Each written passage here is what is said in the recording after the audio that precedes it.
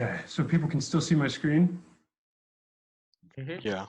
Okay, cool. So the first thing we're going to do is go to vectr.com, and that is vectr.com.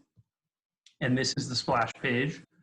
We're going to click the button Use Online, but I just wanted to scroll down a little bit just to show you what's on this page, because the first thing you scroll down to is this tutorials. And if I click the tutorials button, it'll take me to all of these different video tutorials.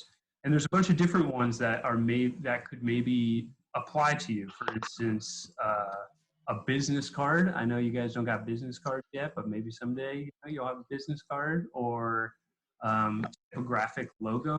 Maybe you got like something that you want to make a logo for, like a school club or something. So there's it just got a lot of different like templates and different things. So there's actually a lot that you can do on yourself and ways to learn outside of what we're doing right now.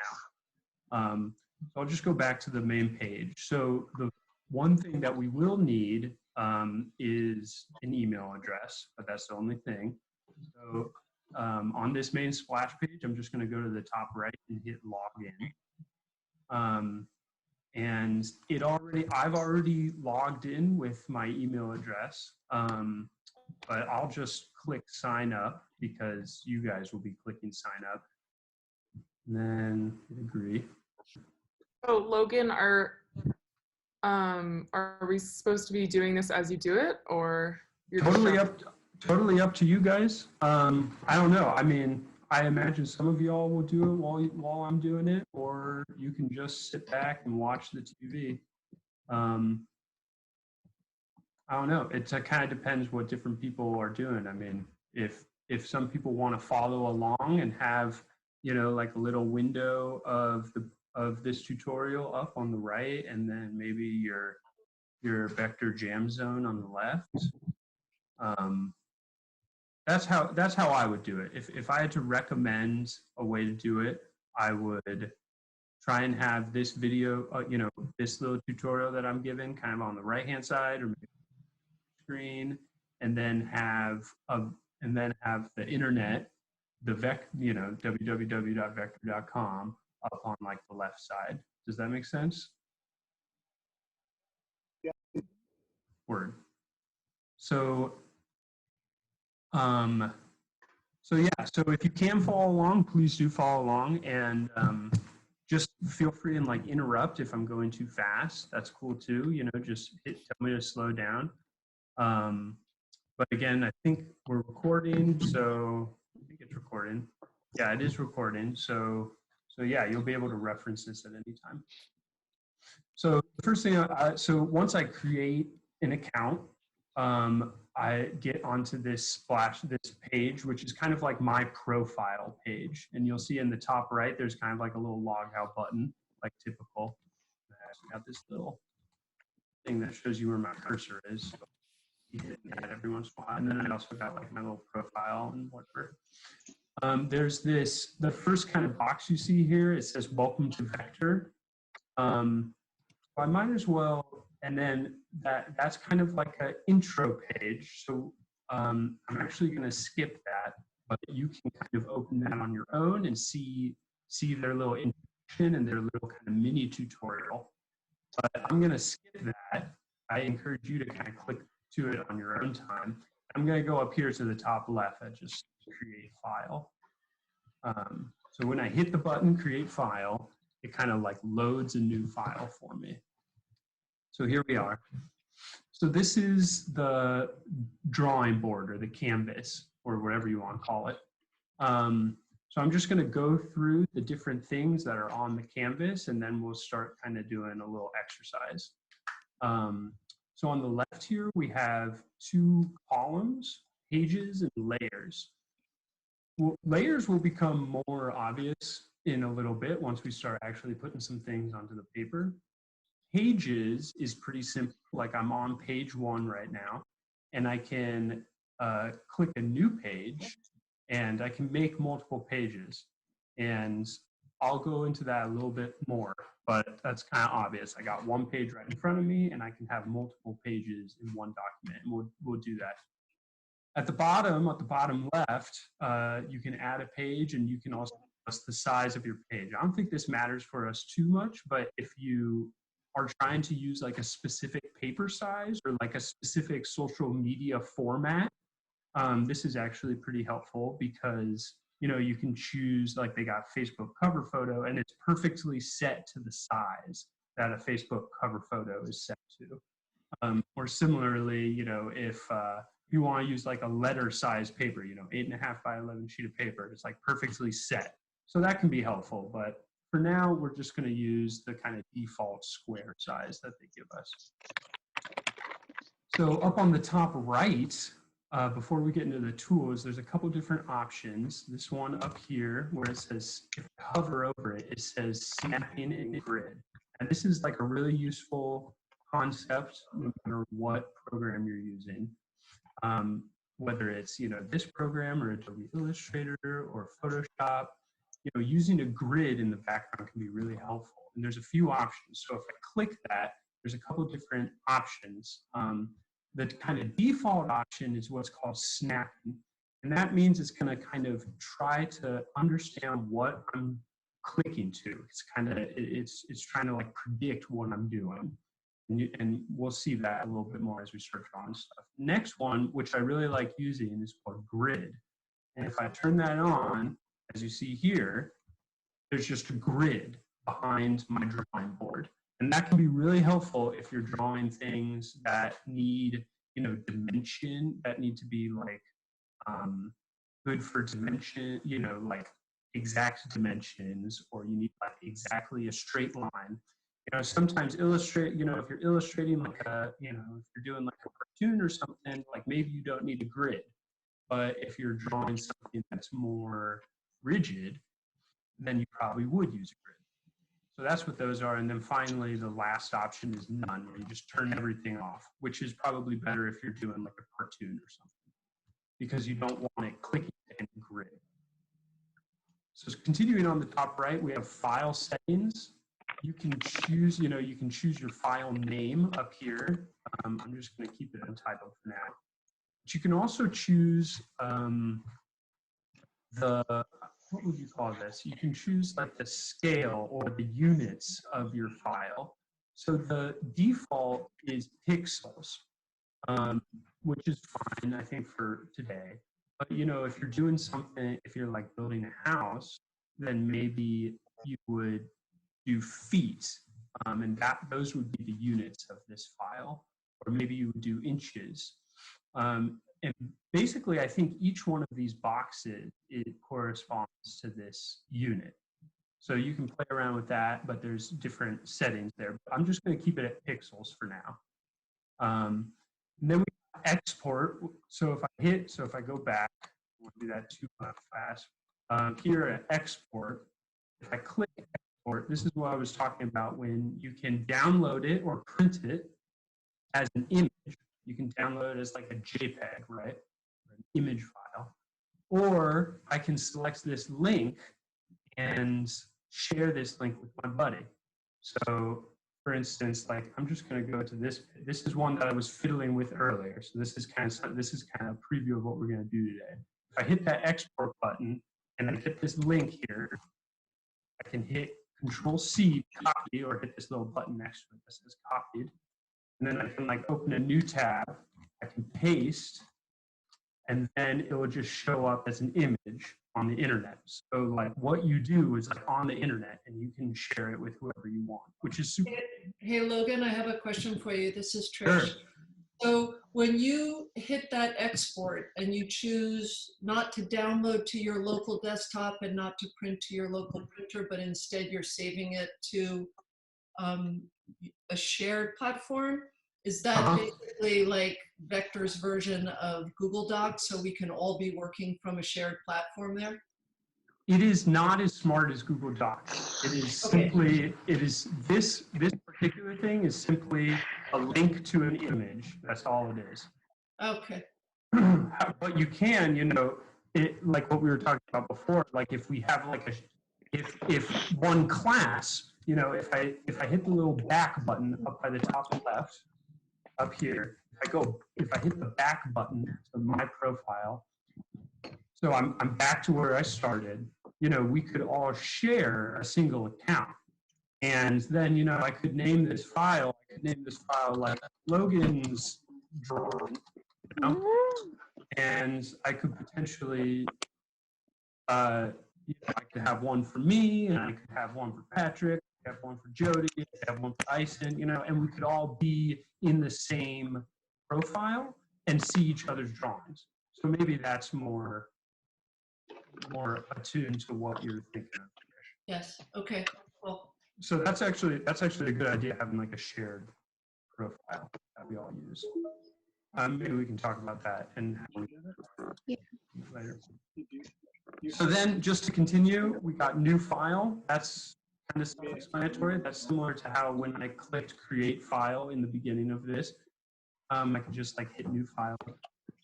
And then help, which brings you to all the tutorials. Also, keyboard shortcuts can be super helpful. I haven't learned them, but I usually try and learn them from programs. If I hit keyboard shortcuts, it shows me all the different keyboard shortcuts, so you can like really move fast if you want to be a pro. But again, this will also get you to user guide, tutorials, lessons. So there's actually a lot to explore. Okay, so that's the user interface. And are there any questions before we start drawing stuff? Okay, good. So now that so for those who joined a little late, all you have to do is go to vectr.com, vectr.com, and just create an account, give them your email, and you're good to go. So let's start drawing something. So on the left-hand side here, on the column next to where it says pages and layers, are a bunch of shapes. So I just want to go through each one and just kind of check them out. So the first one is a rectangle. And if I just click the rectangle button, I'll do that again for you. I just click rectangle over here. And then I click once to just draw a random rectangle. Or I click rectangle, and then I hold and drag. I'm dragging, holding the cursor to make any size rectangle I want. Another thing, if I hit, see how it can be a really long rectangle or be a really tall rectangle? I hit shift and hold shift. It snaps it to a square. And the other thing you're probably noticing is see how the program kind of helps me. It's kind of showing me guides. See all those little blue lines that are appearing as I kind of move across the page? Those are called guides. And it's a really important concept no matter what program you're using, but it's helping me draw, right? It's helping me draw. It's helping me be true. So let's keep going. The next option is a rounded rectangle. Pretty self-explanatory, just like little filleted edges. And same thing, I can, you know, use the guides. I can hit shift, set it over there. I can draw an ellipse, so I can draw a really long or tall ellipse, or I can hold shift and draw a perfect circle. Okay, so I'm just going to keep kind of going down this list here. So that's our shapes. And with these shapes, we'll kind of do a lot. The next tool is the pen tool. So the pen tool works, if I select the pen tool over here, the pen tool works by just single clicking from point to point. It's like a point-based pen tool. So if I click here, then I can click over here, I can click over here, I can click over here, and then when I double click, it ends, oh look at that, actually that's new to me. I can also draw curves if I double click. So let's do that one more time. Hit my pen tool, and I start drawing. And if I click and hold, it will draw a curve. So if I just hit once, if I just click, it will draw straight lines. See, it's drawing segments, line segments. I hold, it will draw a little curve that I can kind of control the curve. These are called control points. And a line is made up of lots of control points, and I can kind of keep drawing. And this is very similar to a lot of different programs. Now I'll hit escape to like end that line that I just drew, and it's a big line across the entire page. I can move it around. If I double click into that line, like here's the line that I just drew, and then I hover over the line, it kind of lights up blue like that, and I double click the line, I can adjust these control points. Like I can click this one and I can kind of play with it like that, right? And I can, maybe I'll click this one over here and I'll kind of move it over here.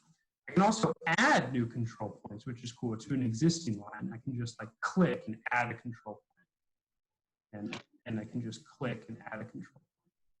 So that's super cool. The pen tool is super powerful, obviously, very powerful.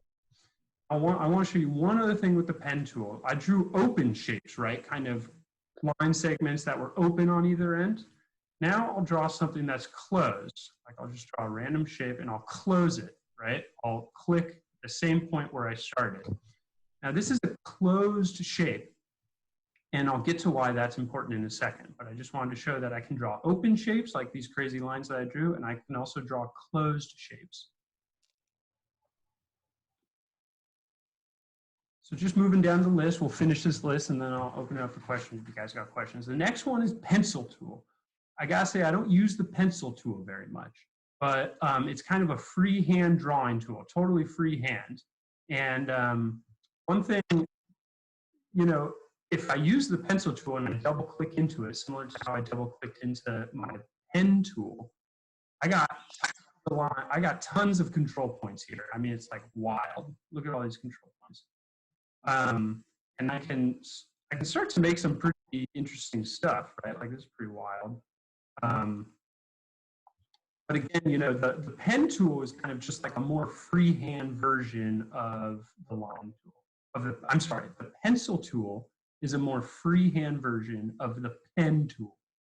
You can kind of use either one you want. I typically use the pen tool, but you use whichever one you're trying to use. The next tool is the text tool. That's probably pretty self-explanatory. For instance, if I click text and I can have some text over here and I can type something to, and there's a lot more on the right-hand side of the screen. Just try and ignore it for a second. I'll get to that. And I'll get to that. There's a lot of options. So this text tool, it's basically a text object, right? And I can make it bigger, I can make it smaller, I can click back into it, double click back into it, and write some more stuff, right? And when I do that, it's still like a text object, and I can make it bigger or smaller. Not quite as flexy as the other shapes because it is text, but still, you can control it quite a bit. One more tool is the upload image. This one is super cool. So uploading an image, you can basically just take an image that you have on your phone or you have on your computer. Maybe you took an image of a building you like or a park you like, or maybe you download an image from the internet. You can grab that image and throw it into your document. So for instance, I'm going to grab my tattooing image. That is my project. That's my background on Zoom. And now I have an image in here, which is super cool for a lot, obviously very powerful. And similar to the rectangles, I can make it squatty or really tall or really fat. But if I hold shift, it will lock it to those scales, right? So I can make it bigger and smaller. I'm holding shift right now. I'm holding shift and click. I'm holding the left click and shift at the same time. And then if I let go of shift, it gets all weird on me. Holding shift and letting go of shift. And one more thing that I wanted to go over on the left-hand side is the more shapes. So this is basically the same as rectangle, the same as circle, but just a bunch of different crazy shapes. Like triangle can be really helpful. And again, it's the same concept. It can be really fat or really tall, or I can hold shift and it kind of like locks it to an equilateral triangle.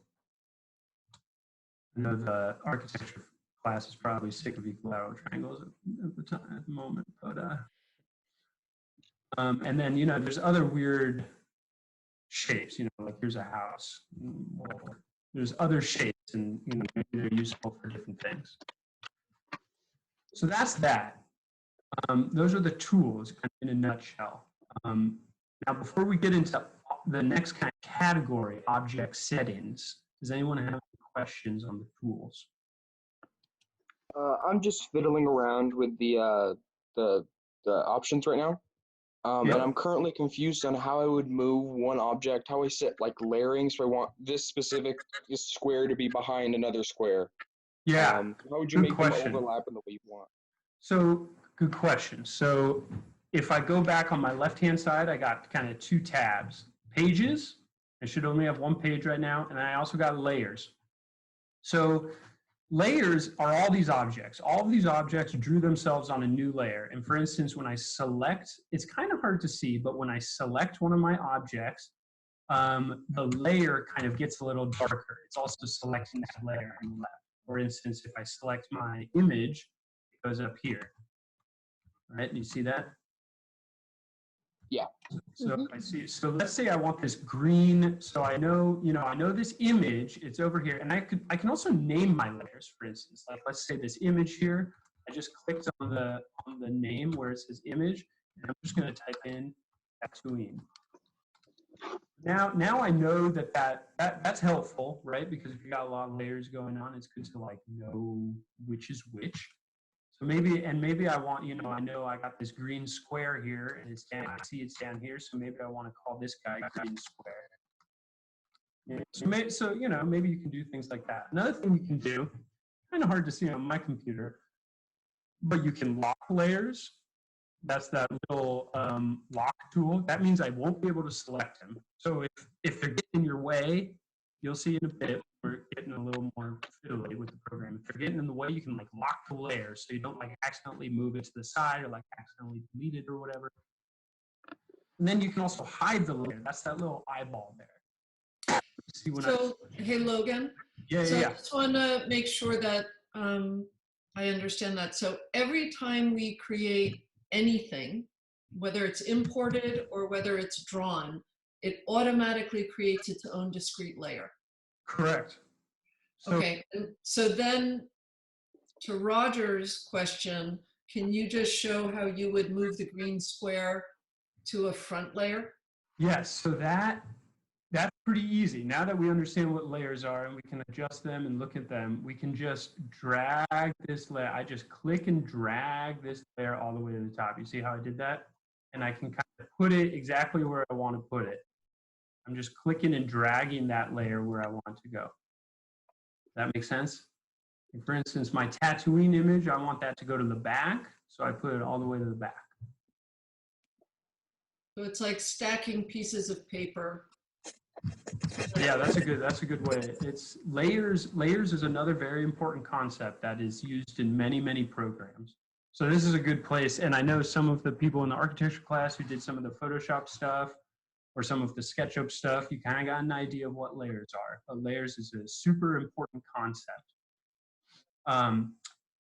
Since we're talking about layers, I'll do another thing. I got my blue square and I got my green square. And say I want them to be on the same layer. Like I worked really hard to make them like the perfect like pair of squares ever. So I can select one. I hold down Shift to select multiple at the same time. So I select my green or my blue.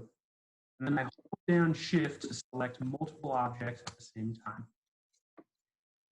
Try and ignore those little buttons at top. I'll get to those in a second. I have multiple objects selected at once, and I right click. I get a couple options.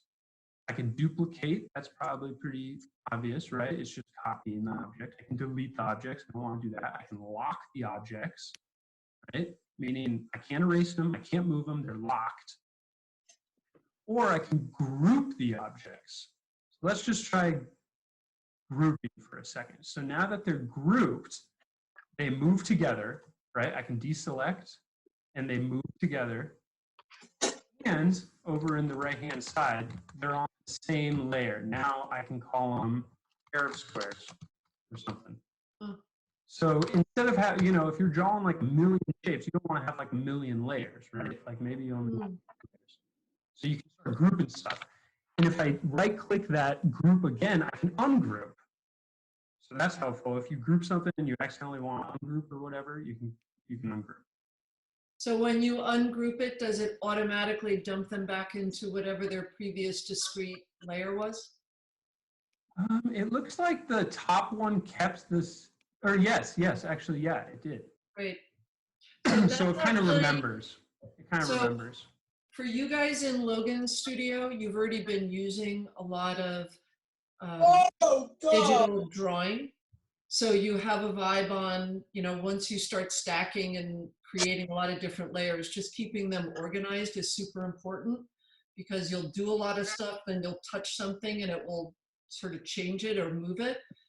For people in the industrial design, so layering is super important, and then being able to group and organize your layers is a super powerful tool. Yeah. So that's a really good one.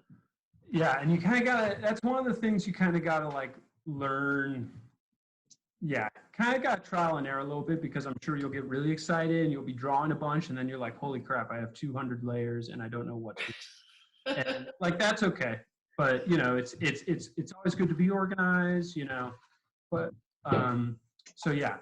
So it's kind of getting messy here. So I'm just gonna create a new page. So if I go up to my pages, next to my layers, I got my layers, I got my pages. I'm gonna hit add page. So I still got my other page, but right now I'm on page 2 of 2. Or, you know, if I wanted to, I could just duplicate that page that I made, but I don't need to see it now. The exact same page. So that might be helpful, but just so you know, you can duplicate pages. But instead, I'm just gonna, I went down here and just hit add page. Got a new page. So now I'll show you some object settings. So first, I'm just going to draw myself an object here. So I got myself a rounded rectangle. I'm going to draw myself actually a second object. And how does it? Someone's going to ask, how does it choose colors? It just totally guesses. But we'll get into object settings in a second. So notice at the top here, there's a couple options. There's a couple things that like pop up when I select an object. The first one is flip horizontal. The second one is flip vertical. The next one is send to back, which is pretty obvious what's happening, right? I'm sending it to the back of my layers, right? So I don't always have to go to my layers. Like sometimes I can just send it back. And you'll see, like, look up at the top screen, at the top left, at my layer order. When I hover over send to back, see how it's like sending, you know, it's like reorganizing my layers for me. And similarly, I can like send to front if I want to send the gray rectangle to the front. So, and the first two, flip horizontal and flip vertical, you can't see it because it's a rectangle, but if I hover down at the bottom right, or the bottom left, or the top right, or the top left of my rectangle, I can rotate my rectangle. And now, if I hit flip horizontal, you can see what it's doing. It's like mirroring the image, right? It's like mirroring the rectangle. Similarly, if I hit flip vertical, it's like mirroring that. So there's just a couple options you can fiddle around with when you have an object that you can you can flip it, you can send it to the front. So those are just a couple options you have, like on the fly, you could say, on the fly. Okay, so now that we got a couple objects here, the one last thing I wanted to show you about the on the fly tools is, let's say I click both of these objects. So I got one selected and I shift select the second one to select multiple objects, okay? Now I have a few more options going on here. And I still got the flip horizontal and vertical. So now it's like flipping them all together, right?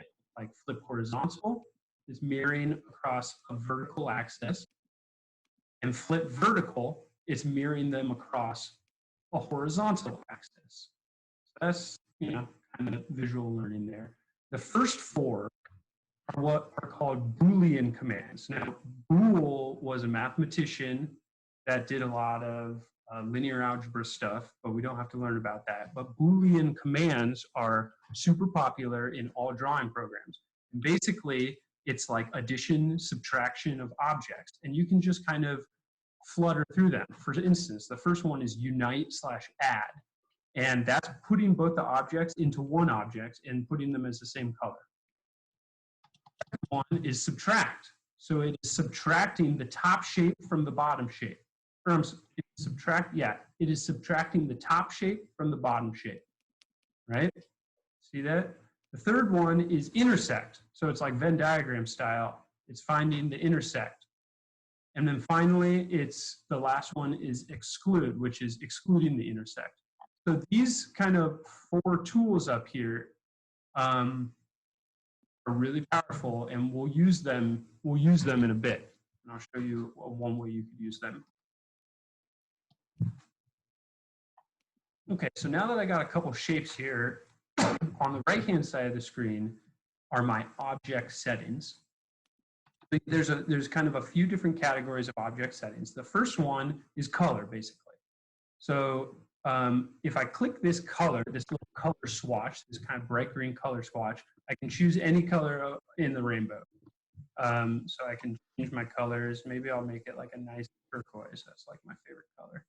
I'll make it a nice turquoise for now. And similarly, I can select this one and I can make this, I'll make that like a nice like forest green or something. Kind of like nice forest green or something. So that's pretty easy. The next option in the background is, it says color. Right now, all I have is a color as my background to the object, right? Pretty simple. There's a few different things. Now, there's a few different things you could do. One's image, and the other 2 are different types of gradients. So the first one, let's just click image. So if I click image, let's go back to color. If I drop down this and click image, it'll kind of have that little icon there that's telling me that it doesn't have an image, but it's supposed to have an image. I click that little box where my color was, and I can upload any image. So let's choose my tattooing image again. I'm going to upload that. It takes a second to upload. So now there's my image of tattooing, and I can do that. I can kind of have tattooing as my background image. So I'll hit Control-Z to go back. That's another useful thing. Control-Z is go backwards. Control-Z is go backwards. So I'll go backwards to our original thing.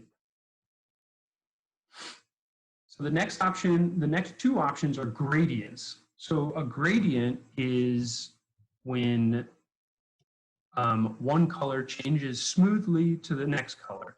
For instance, a great example of a gradient is the sky during sunset.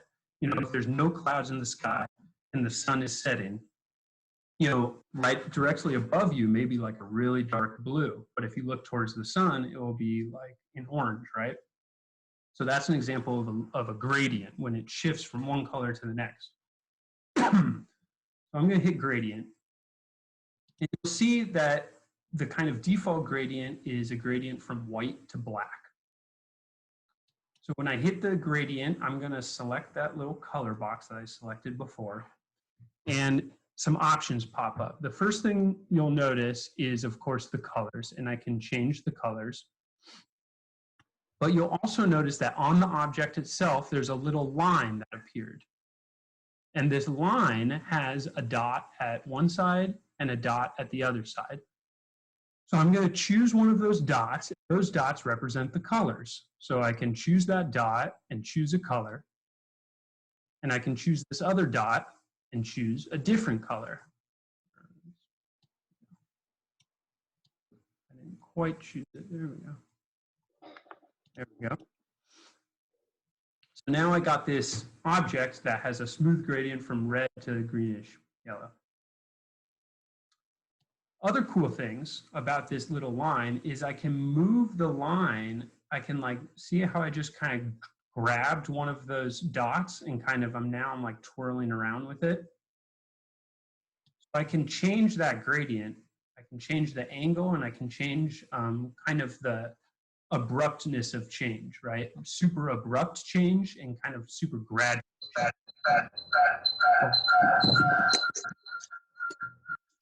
Well, that was like crazy zoom there. So I can fiddle around with my gradient. Another thing that I can do is I can add another color to my gradient. And if I hover in the middle of the line, you'll see another dot, and I just click.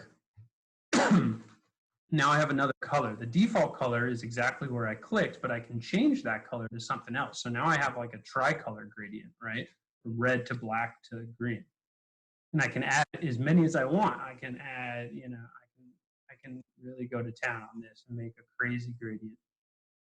So that's kind of the gradient tool. It's a super powerful little tool that I can add to any object. Now I'll hit my little turquoise box here. The radial gradient is very similar concept, except instead of a line, it's a circle. But it operates the same way. I can kind of move this line in and out, and I can change the color of the gradient by selecting the dots and kind of fiddling with the colors here. So that's a gradient. Any questions on gradients before we move on?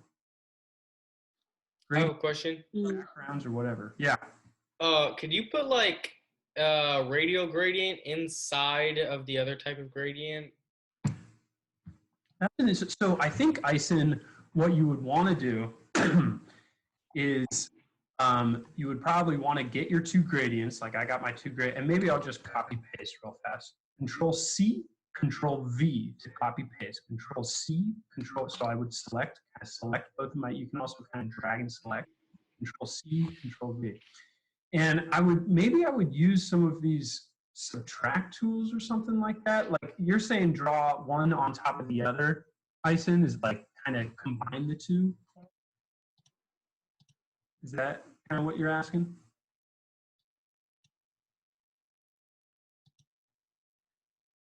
Well, maybe let's move on, and I think actually we'll jump down to this bottom object setting.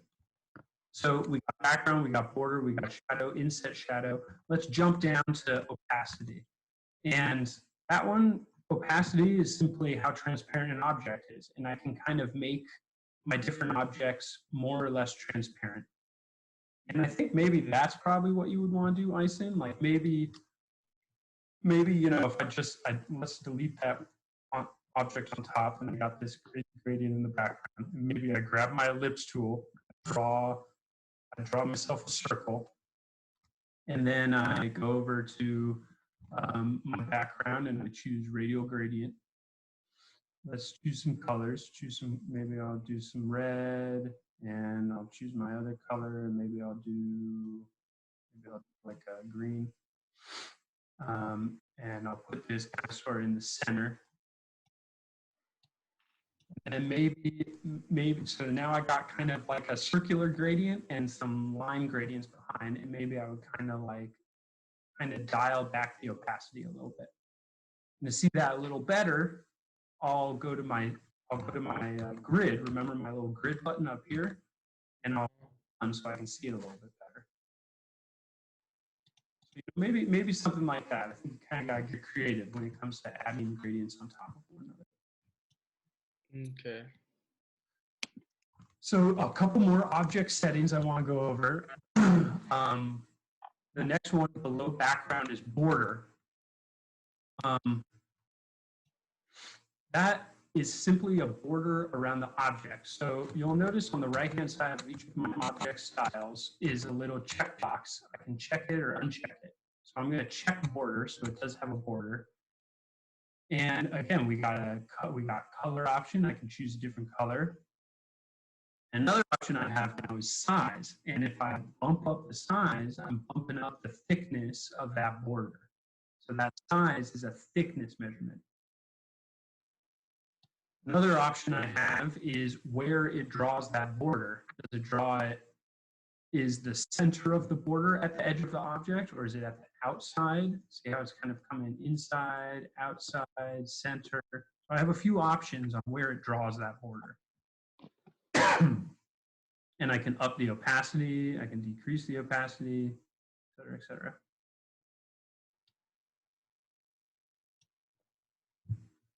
The next two object settings are shadows, which are super fun. The first one is like what you would typically think of as a shadow. So I'm going to check that little box.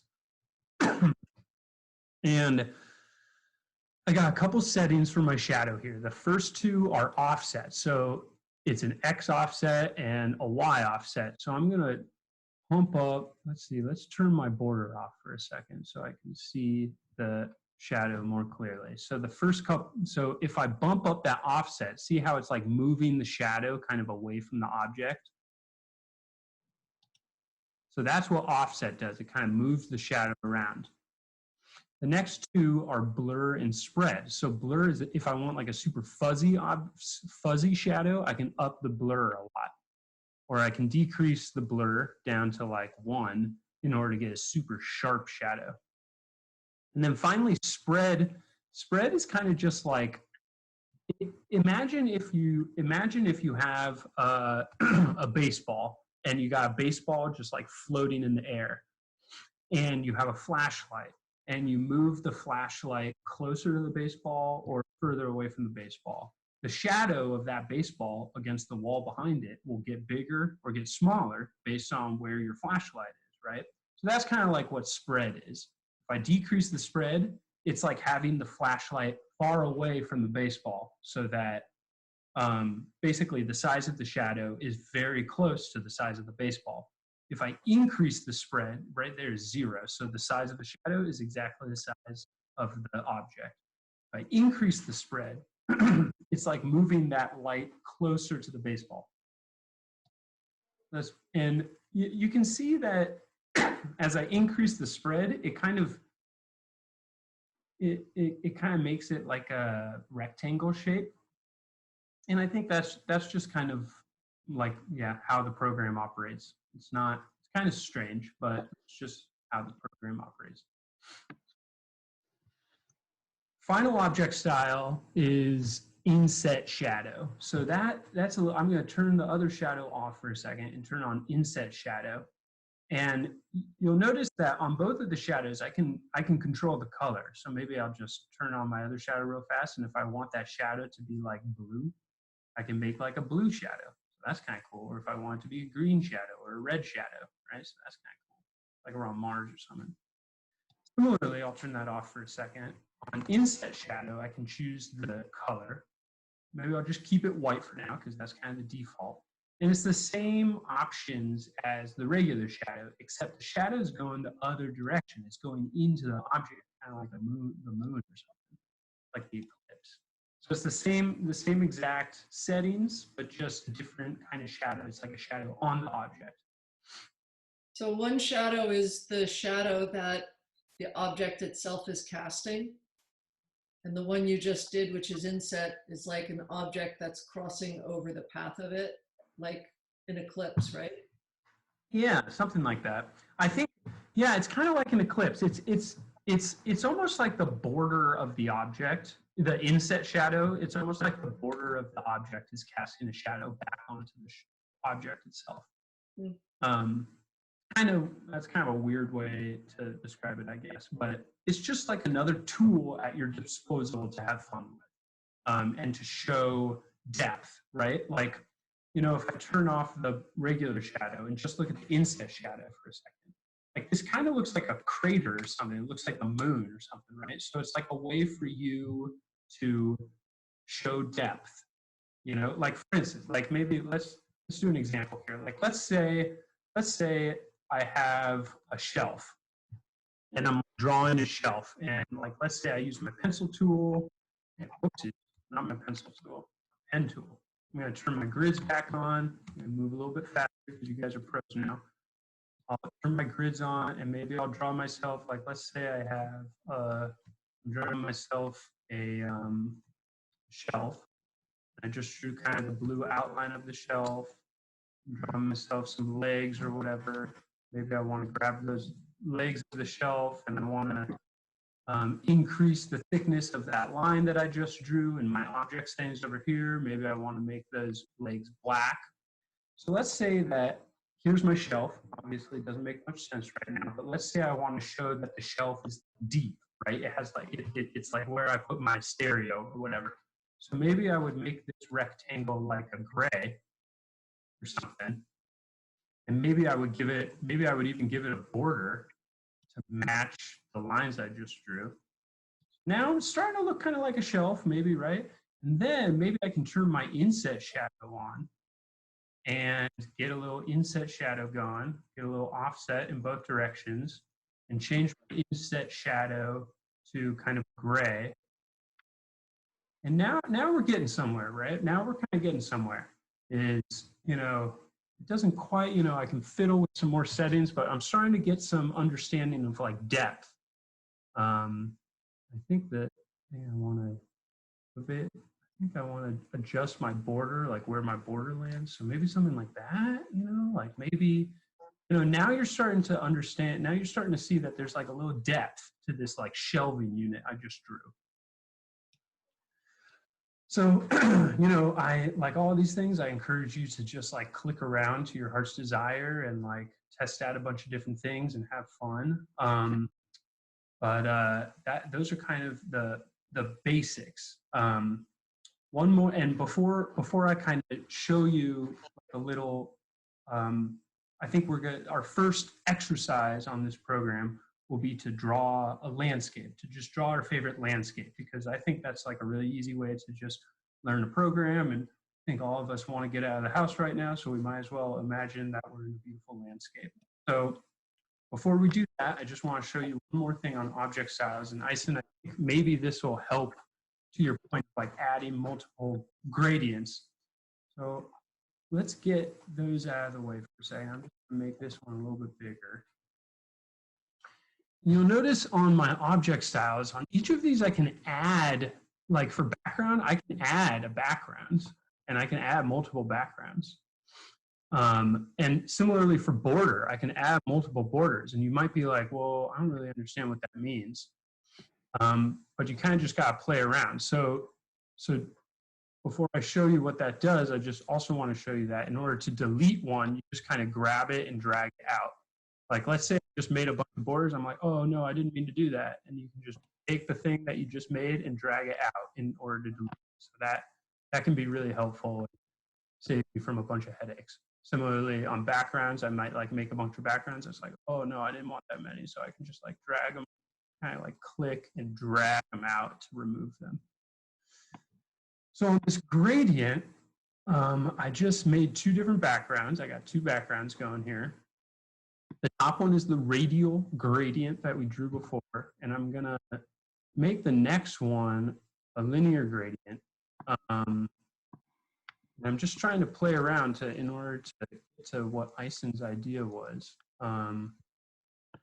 Seem to really be wanting me to, doesn't seem to really want to let me do that.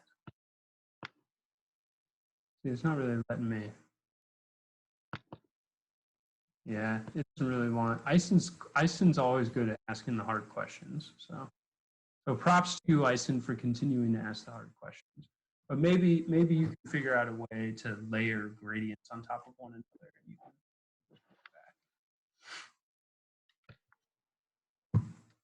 okay, so before we move on to a little prompt of drawing our landscape, and I'll just kind of I'll kind of like slowly go through drawing a landscape with you guys so you guys can get some inspiration. Does anyone have any questions about object styles, about shapes, about pen tool, or what?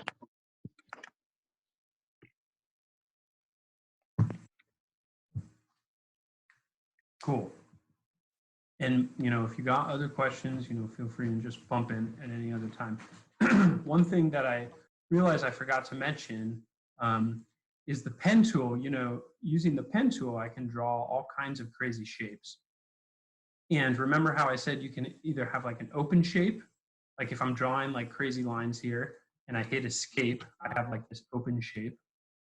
And similarly, if I use my pen tool again and I start drawing a crazy shape, I can close it by ending where I started. Now I have a closed shape. The cool thing about a closed shape is now I can add backgrounds. I can add, and now it's a border. I can adjust the border, so I can draw crazy shapes and have and add backgrounds. And I can add a gradient background. I can even add an image background, and this is kind of cool. I'll grab my Tatooine image again, because the Tatooine image will be cropped to that, more or less kind of sort of cropped to that shape that I just drew. See what I did there? Whoa. See what I did there? So it's kind of sort of, it's a way to like crop images. Maybe before we get into the landscape, because I think, having images is so powerful, maybe I'll show you one other thing on how, like, let's say, just how to like quickly crop an image. So let's grab my Tatooine image again. Now let's say, I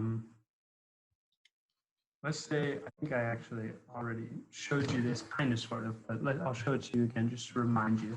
Let's say that I just want like a interesting shape of Luke Skywalker and the binary sunset.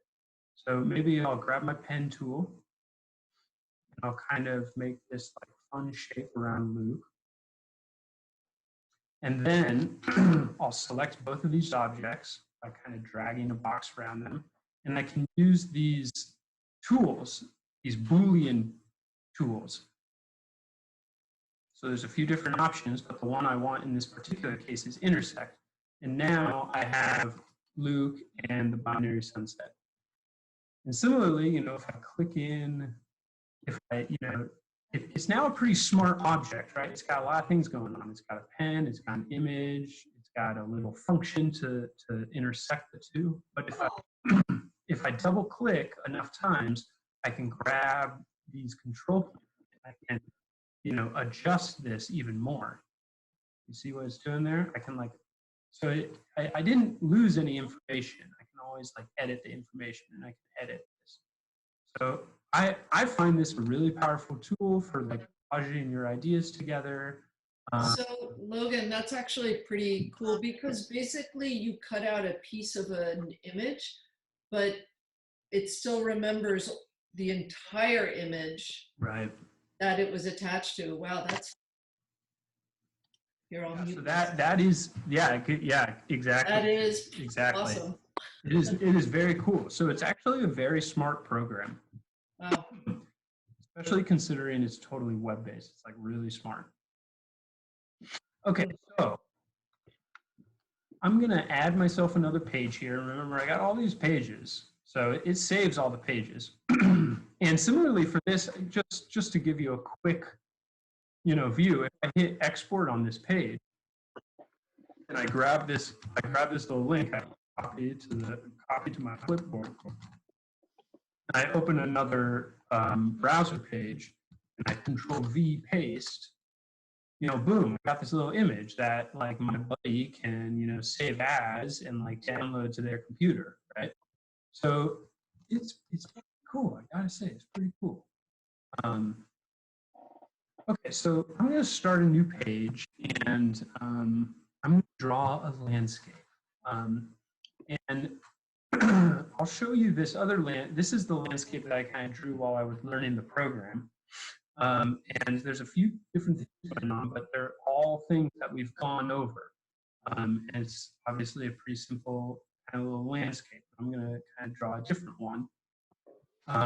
So the first thing I'm going to do is I'm going to draw the background. And in that other one, I did, in this one, I did kind of a rounded rectangle edge. But now I'm going to draw like in a cool, like a lens one, like I'm looking through a telescope or something. So let's say, I think I'm going to draw, what should I draw? Does anyone, someone tell me what I should draw. What kind of landscape should I draw? Give me an easy one. A pool. A pool? All right, I'm going to try, oof, that's a tough one. I'm going to try and draw a pool. Okay, so the first. The beach, I don't know, a bit more natural. Beach is like a natural pool. All right, let's I think why not try, I'm going to try drawing a pool, and maybe it'll kind of be like a beachy pool. We'll see where we go. It's all about discovery, right? It's art. So the first thing I'd like to have it in this kind of cool periscope background. So the first thing I'm going to do is make my, my background. And, you know, if I hop to this one, my background is simply a linear, whoops. Well, whatever. I got multiple accounts going on. It's freaking out at me. But the background on my other one, actually, I can look at the link. Oh, no, that's not. Anyway, the background on the other one was just a simple linear gradient with a couple colors. I'm going to go up to my object styles. I'm going to choose linear gradient. I'm going to hit the little color swatch next to linear gradient. I'm going to choose my colors. So I'm all about sunsets. So let's say, kind of the top of the sky is going to be kind of a blue. And I'm going to go down here to the bottom of my shape to the other little dot. And the bottom is going to be kind of an orange red. Ooh, that's like Phoenix Suns. And then maybe I'm going to add one because, you know, just two colors is a little simple. It's you know, actually the gradient of the sky is actually like lots of colors. So I'm going to make it a little bit more complex and add a third color. And I'm going to make it kind of almost like a little pink, kind of a pinky color, peach. Maybe I'll go down. That's kind of too orange for me. So I'm going to go back down to my, I'm going to like loosen up the orange a little bit, make it a little more kind of pretty orange. Then I'm going to pull this dot up a little bit so I kind of get, like, you know, I'm going to make the gradient a little bit. Maybe I'll make the sky a little bit darker. So I'm just kind of playing with my gradient. I'm just kind of playing. Okay, so I'm happy with my gradient. The next thing I'm going to do is maybe I'll draw a sun in the background. The sun's always a fun thing to draw. So I'm going to grab my ellipse tool, and I don't want my sun to look like this. I want my sun to look like a circle. So I'm going to hold down Shift. So I draw a circle. And I'm going to put the sun kind of down here. And I'll make my sun, how about like a bright, no, I'll make it that color. Maybe, why not add a gradient? Or I'll even add a gradient, why not? I'll add a little linear gradient.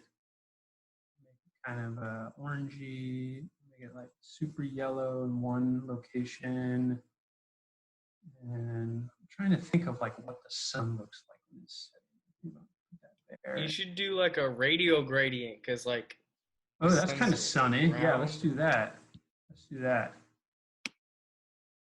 So I'll make one kind of super yellow, and I'll make the other color kind of sort of similar, but not. See? So I got two colors. I'm going to turn off my grid because I want to see the full power. But see, so yeah, I think that was a good idea, Ison. Radial gradient, and maybe I'll kind of move it so it kind of is in the center a little bit more. Now I got the sun. So now maybe I'll go back to my background and I'll add a little border. That's kind of a big border. I'll tone down the border a little bit. Maybe I'll make the border like we'll make it like a pink. I don't know. Maybe I'll make it like a blue, kind of turquoisey. I love turquoise. Maybe I'll make it a turquoisey border like that. So now I want my sun to be in the background, right? Because I'm making an image. So if I select both of these objects, and I can fiddle around with these different tools, right? But you'll notice none of them are exactly what I want to do here, right? I want the sun and the object. So what I'm going to have to do, I'll take these and I'll kind of move them to the top of my page. And I'll make a copy of them. So I'll copy them down. And now with them copied, I'll make this shape. This is the shape that I eventually want of my sun, right? this is the shape I want. I don't want this shape, I don't want this shape, I don't want this shape, I want this shape. I'm going to choose that shape.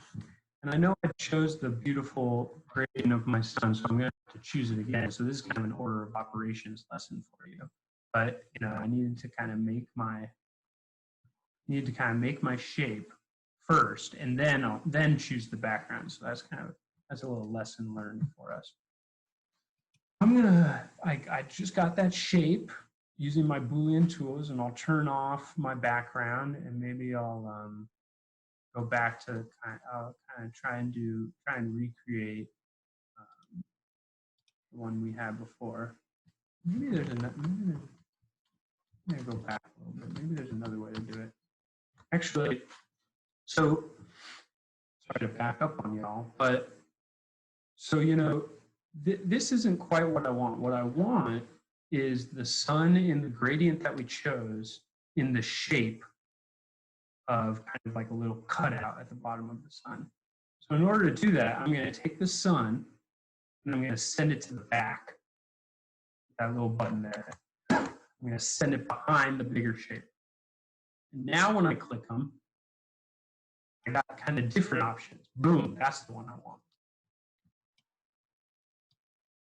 So did everyone follow that? I'll do it again.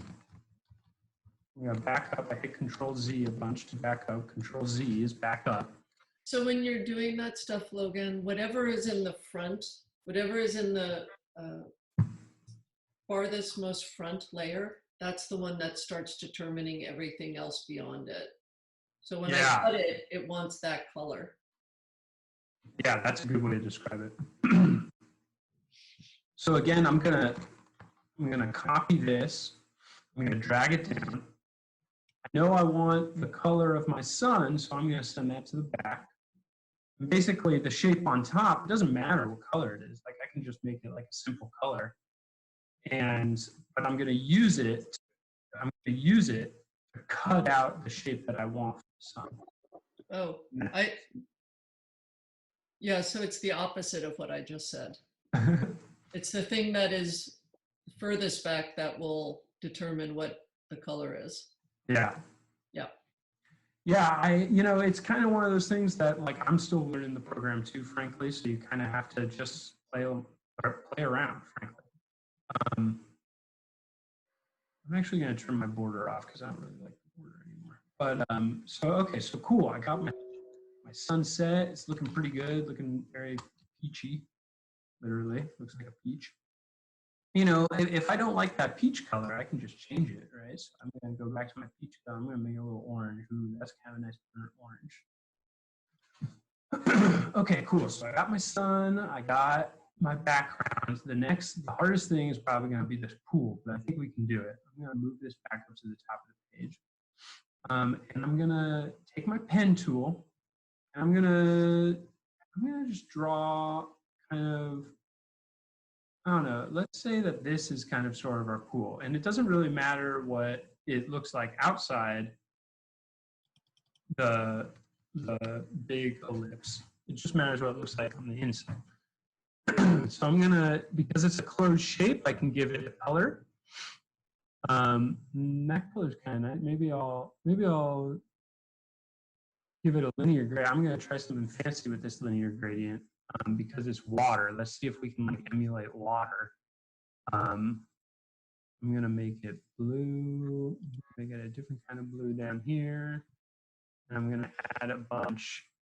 And at each of these little dots that I just added, I'm gonna change up the color slightly. So kind of just like get like a little ripple effect going. See what I did there? I'm just like adding a bunch of random colors and kind of changing.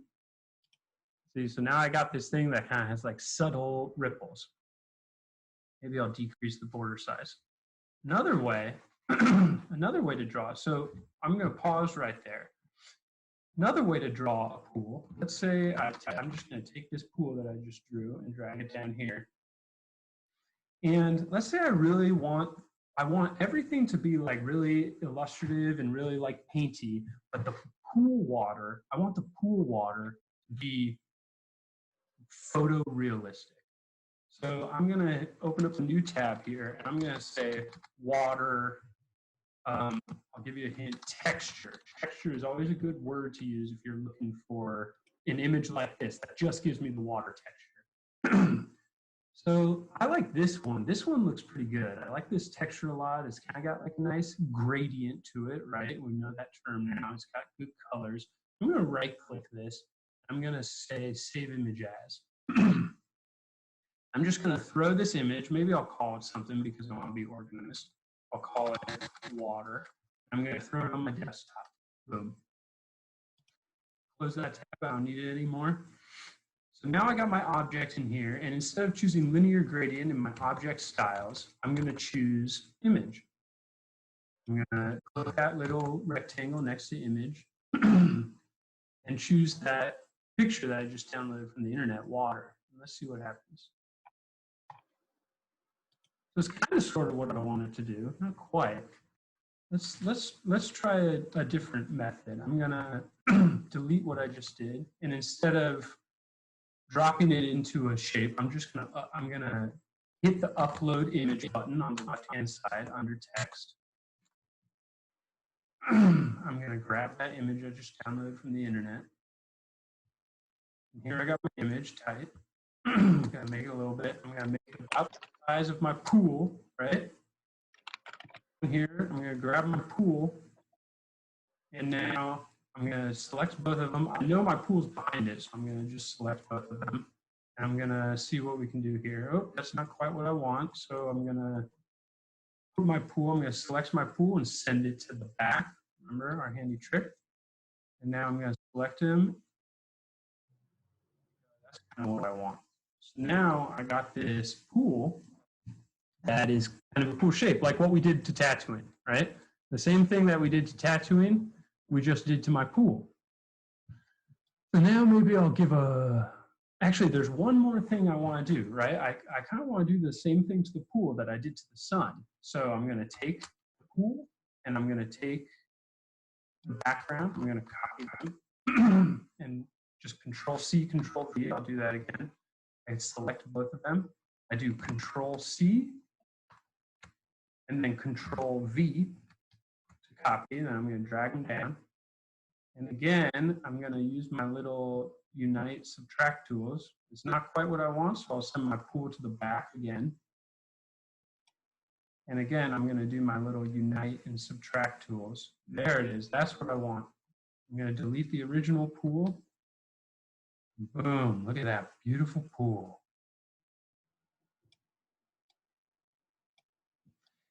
So I think for this one, I'm not going to add a border because I don't really, I could add a border, like for instance, if I made this black border and I upped the size of the black border, that kind of looks like a pool, I guess, but I don't want it to be at the bottom, like along my background. I want it to just be at the edges inside of the big ellipse. So I'm going to turn that border off, and I think I'm just going to take my pen tool and draw a new like pool border.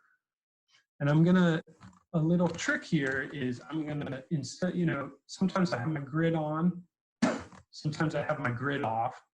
Right now what I want is this third option, which is snapping. So again, if I make sure I got my snapping selected and I click my pen tool, now it helps me select those corners of the pool that I drew before. It knows where I want to draw.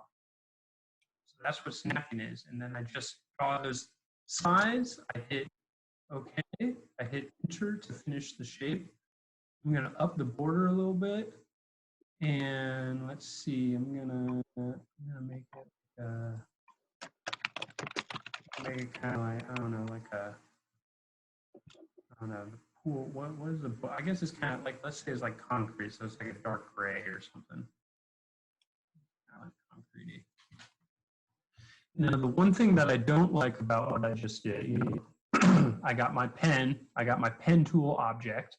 If I double click, I can like adjust the points, the control points. One thing that I don't like is that it doesn't end right where my big sphere, right where my big background ellipse is, right? So maybe I'll just try doing the exact same thing that I did with the pool and the sun, which is copy and paste.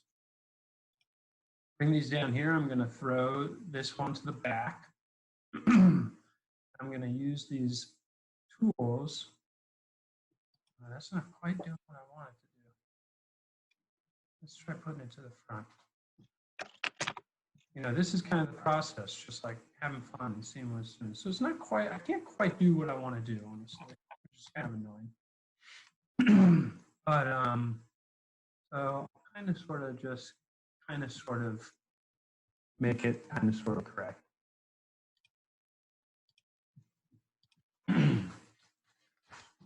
Trying to think of another way we could do it. Can anyone think of another way that I could make the border of the pool stop exactly at the edge? I'm trying to think of another way. Do you have a trim tool? I don't think that there's like a trim tool on this program. Yeah, I don't think there's a trim tool. But I'm wondering, that's an extra credit question. If anyone wants to try and figure that one out, that's like extra, that's like bonus points. But for now, I'll just kind of draw it like that, which is good enough, I guess. You could make a, what's it called? Am I muted or no? You could. No, we can hear you. We can hear you. You could make another, like you could make a copy and then you could like see if it would cut out the little extra bit. Doesn't it do that? Maybe. Let's see. Like, so let's move this back up here. And I'll select my line and I'll select my ellipse. I'll move them down here. So is this what you're saying? Make a copy like this? Yeah, but just get rid of the line and then put it on top, and then it should just cut out that entire like shape. Get rid of the line, like delete the line? Yeah. Delete the line. And now what? And then put it exactly on top of the other shape. This one. Yeah, right there. And then if you try to like select both of them at the same time, you should be able to cut out any excess stuff. Like just highlight everything. Highlight everything. And look at all the Booleans.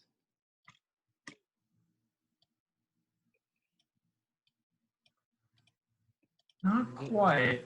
Although I like your thinking. There's something like, I wonder. Okay, how about this? I'm going to hit Control C, and I'm going to right click, use this other tool. If I right click, there's this tool. If I have something copied, right, I Control C this ellipse, Control C, and I right click, there's this other option, paste in place. Hugely useful option because it takes the object that I just drew and it puts it exactly where I copied it. So boom, same exact object in the same exact place. Now what I'm going to do is I'm going to turn off my border, or I'm going to turn off my background. So right, I'll make this a different color so you kind of see what's going on. So I got the exact same shape pasted to exactly the same place. And I'm going to turn off the background. And I'm going to take the border, I'm going to give it a white border, and I'm going to bump up the border thickness. And I'm going to place the border on the outside. So yeah, that I think is the best way to do it. Now it's basically, I can move that. See how I'm moving it, and it's kind of like a border. You can't really see it, but that's actually what we want. We don't want to see it. Now it's a little tough because it's right on top, right? So like, let's say I want to grab my sun. I can't grab my sun because I keep grabbing this thing on top that I just drew, right? I can't grab my sun. So I'm going to grab this thing on top that I just drew, this basically like this masking border, and I'm going to go to my layers, and I'm going to hit lock. I'm going to lock that layer. I'm going to lock that elliptical masking layer. So now I can select my sun, I can select my line for my pool, etc. Everyone follow that? I locked that thing that I just drew. I can also turn it on and off, and see when I turn it on and off, you can see that the work that it's doing. I'm going to leave it on. I'm going to leave it locked. I'm going to grab this guy. See if I can kind of pull this out, and you can start to see the thing that I just drew. That kind of border. So that's that works. It's good enough. Okay, so now I have, whoopsies. Now I have my pool, I got my sun. Maybe the last thing I'll do is I'll draw some clouds. On the left-hand side of the screen, remember when I showed you the more shapes, one of the cool shapes that we can draw is a cloud, which is actually a pretty useful little shape. So I'm going to draw a cloud.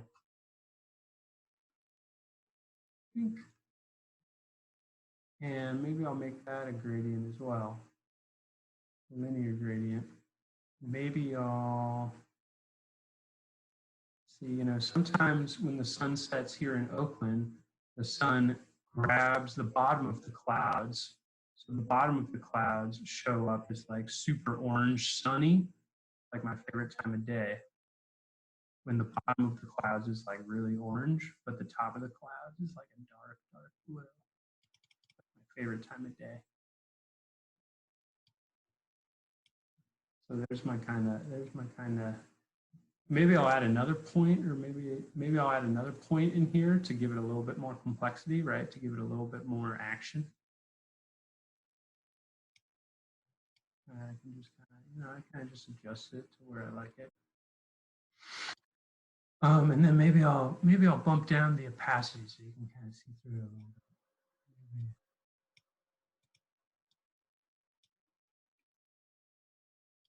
Adjust the gradient just a little bit more. And then I can Control-C, Control-V, make a few copies of this guy. I'm holding down Shift to keep the same kind of dimensions, the same proportions. Control-C, Control-V again. Maybe I want this big one in the back, so I'll go over here and kind of drag it down. And then maybe the last thing I'm going to do,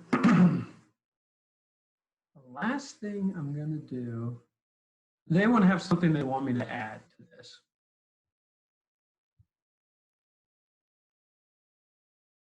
No. I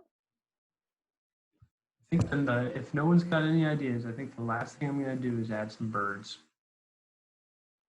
So I'm just going to take my pen tool here, and instead of drawing straight lines like we've been doing, I'm going to draw some curvy lines. So remember, if I just click really, whoopsies. I'm going to turn my snapping off so I can draw a little bit more freehand to none. If I take my pen tool, if I just click, then I get straight lines. But remember, if I take my pen tool and kind of drag, I get curvy lines.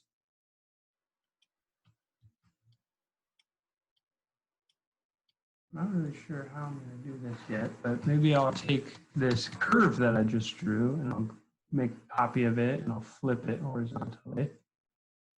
Kind of put them together like that. I'll grab them both. I will right click, I'll group them. And I'll give it a little angle. And then maybe I'll bump up the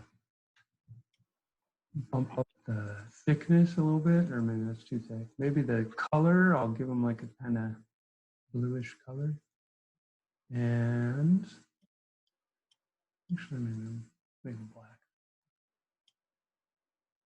Kind of decrease the size a little bit. And Control-C and Control-V, I'll make a few copies of these guys and maybe make one a little bit smaller.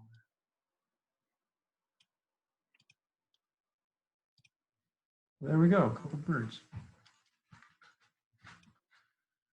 So there we go, that's my landscape. we drew the pool, we figured it out. Whoopsies. That. We drew the pool, we figured it out, we locked some layers, made a lot of cuts.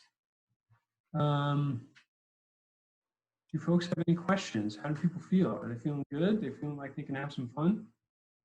Hey, Logan, I have a question. I had to step away for a sec. How did you draw the clouds and soften make them into arcs? So the cloud, I just, on the left-hand side here, where my rectangles and circles are, in the more shapes, one of the shapes is a cloud. So I just chose this cloud shape, and I used that cloud shape. And then I added a linear gradient. Let's see over here, linear gradient, and kind of fussed around with my linear gradient a little bit. And then I also toned down the opacity. Got it. I have a quick question. How did you do the cutting effect so that the objects didn't go outside of the background area? Yeah, so let's do that again. So I'm going to turn what we did off for a second. So yeah, let's say I'm going to click into my line here and just make it a little bit more obvious. And for some reason, it's not letting me click into the line. Well, I'll make it a little bit more obvious by kind of stretching it a little bit. But yeah, Sergio, are you talking about like how do I cut this line off? Yes, so it's so that the outside shape is perfect and it doesn't have like little bits stick. Yeah, so we did a little cheat trick. So basically, what I want to do is I want to draw a white circle, a white empty circle around my entire drawing. So I'm going to take my background ellipse, this guy here, right? Control Z to put it back. I'm going to take this guy, I'm going to Control C to copy it to my clipboard. And then right click, there's this option, paste in place. So I'm going to hit that paste in place so it's right on top of where I copied it from. And if this is a second object, so I can show you, like if I change the color, like there's my drawing behind it. I'll Control Z back into place. But I'm going to turn the background off because I don't need a background. What I really do need is a white border. So I'm going to change my border color to white. I'm going to go all the way up here to white. And I'm going to change how it draws it to the outside, the perimeter of the drawing. And I'm going to up the thickness of the line. So you see what I did there? So yeah, I see. Now I got this like circle, this ellipse that is kind of cloaking everything on the outside.